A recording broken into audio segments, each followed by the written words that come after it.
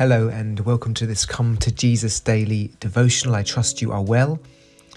This week we continue in our devotions looking at Jesus' teaching on remaining in the vine from John 15. And this week we're applying what that means for us together. And today's devotion is entitled Remain in the Word, to remain in the vine.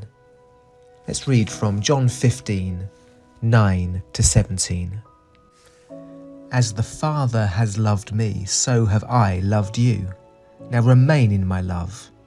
If you keep my commands, you will remain in my love, just as I have kept my Father's commands and remain in his love. I have told you this so that my joy may be in you and that your joy may be complete. My command is this: love each other as I have loved you. Greater love has no one than this, to lay down his life for one's friends. You are my friends if you do what I command.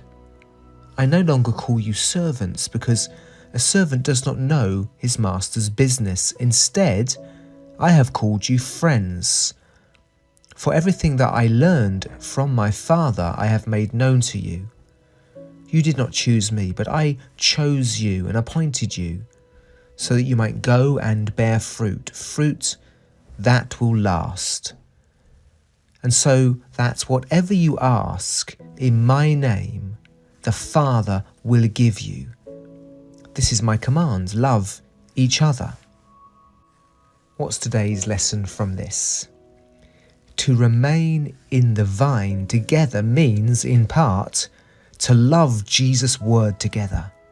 To remain in the vine together means, in part, to love Jesus' word together. A church that remains in the vine together will be a church that allows Jesus' word to remain in them. The Spirit-inspired word is like the life-giving sap that nourishes the branches. We're told to let my word remain in you. A church that is truly devoted to the Bible will bear much fruit. Psalm 1 inspires us with these words that can surely be applied to a church community. Psalm 1 verses 1 to 3. Blessed is the one, or blessed is the church, we could say, who does not walk in step with the wicked, or stand in the way of sinners, or sit with the seat in the seat of mockers, but whose delight is in the law of the Lord, and who meditates on his law day and night. That person, or church community, is like a tree planted by streams of water, which yields its fruit in season, and whose leaf does not wither. Whatever they do prospers.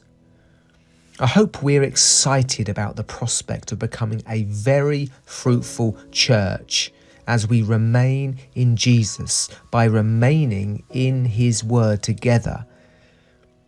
Here are some of the ways that at Community Church Putney we seek to be devoted to God's word. Firstly, there's Sunday teaching, isn't there? Each Sunday we teach from the Bible. We expound what the Bible teaches. We try to be true to what the text is actually teaching. Each of our teaching series has been prayerfully decided upon. As elders, we seek to discern God's leading in the diet of teaching that the church needs at a particular time. For example, this vision series based upon John 15 came out of the Spirit speaking to us in a leader's prayer meeting. So that's Sunday teaching. Secondly, our community group studies. Each week in our community groups, we revisit the Sunday message so as to discuss and apply it together. This is very important because we believe that teaching is not just about information, it's about transformation. And so it's important that we seek to apply things together. To that Sunday teaching, that's community group study. Thirdly, devotionals. Each weekday, we write, or I record in this case, a devotional. These are normally based upon the theme of the Sunday message. So again, we are going deeper into God's word together. We have a vision of being a community that is learning together. We're seeking to understand and apply what we feel God is leading us to study together.